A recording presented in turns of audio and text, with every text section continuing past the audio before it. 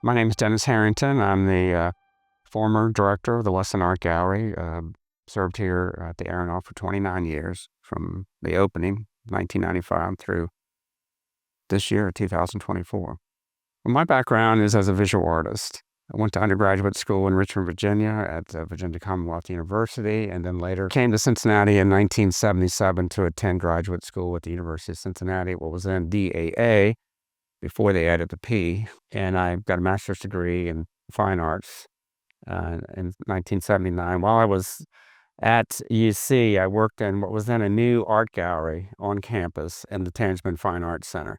I also worked at the Contemporary Art Center, the old building on Fifth Street. After I graduated, I didn't really have a very specific plan as to what I was going to do.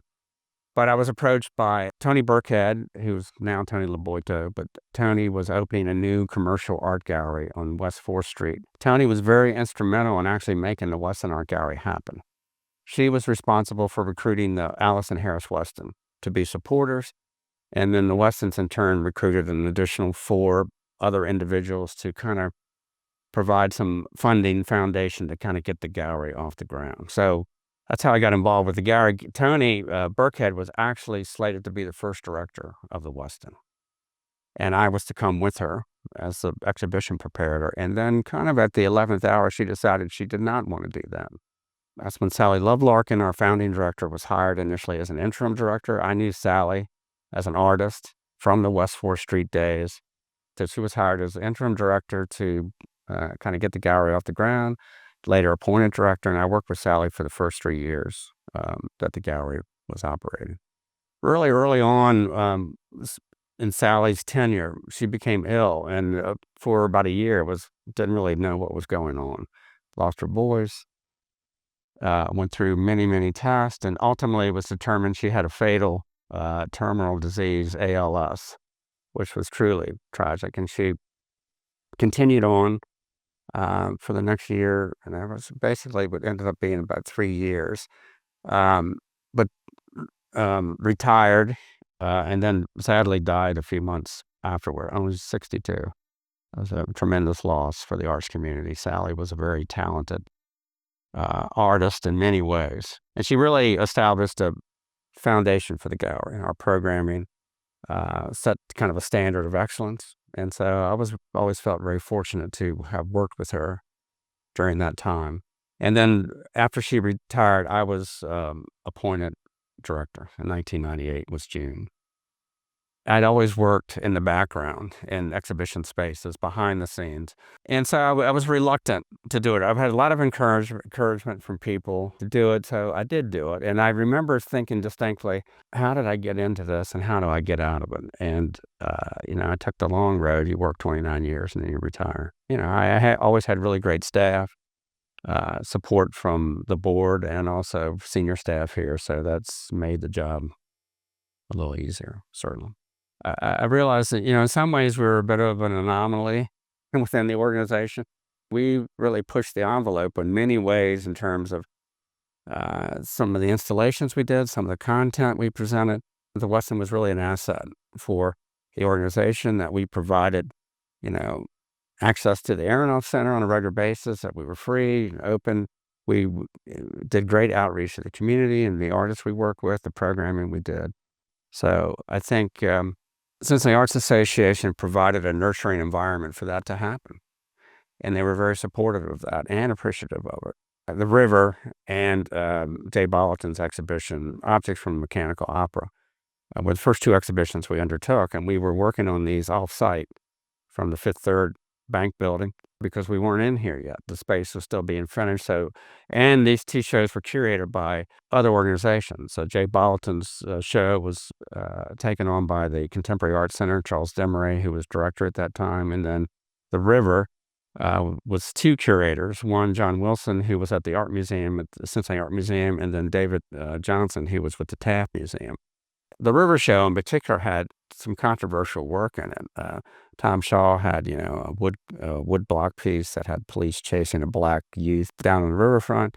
O'Leary Bacon had a painting of a young black male who had hung himself after he discovered he had AIDS.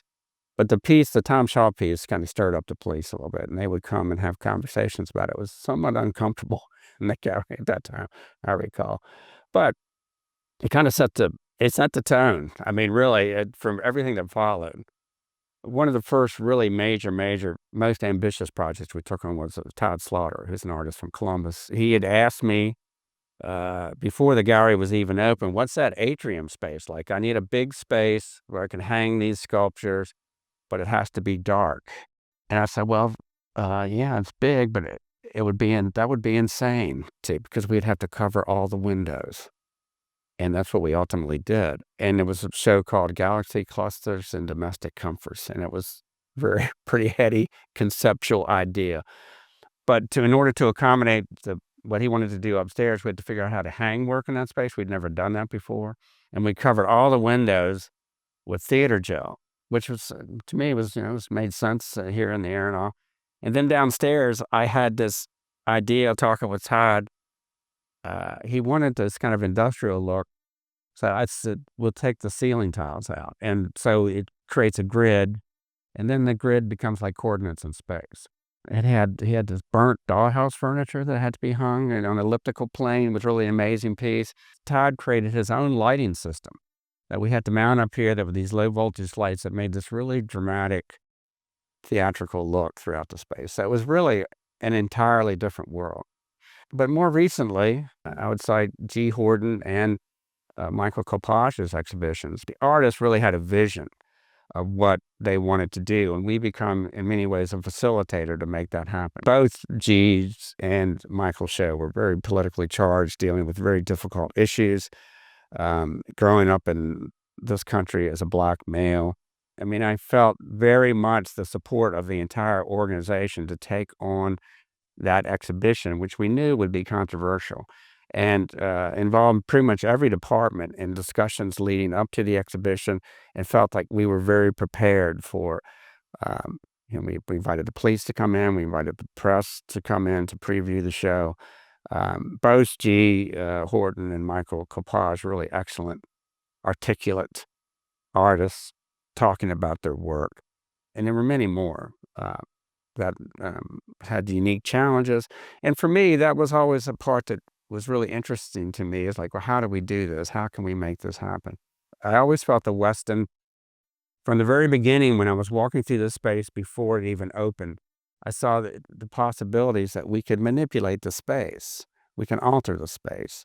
And we've done that many, many times, and to make it work for what the artists are trying to do.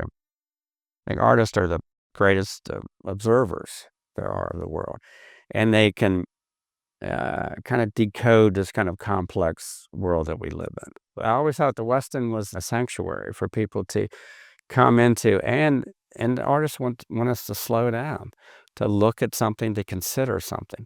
And it's something that we're sadly tend to do less and less of. And I see the arts in a very optimistic sort of way of seeing the beauty of the world, the beauty and the ugliness of all different aspects of the world expressed through a human lens. I thought Pam Kravitz's exhibition was really brilliant in terms of this concept she came up with of looking through that family history and those dark subjects to the idea of a carnival. So, you're in there and it's kind of like a fun house, but then you're realizing the subject matter is really quite serious. And I thought that was brilliant on Pam's part.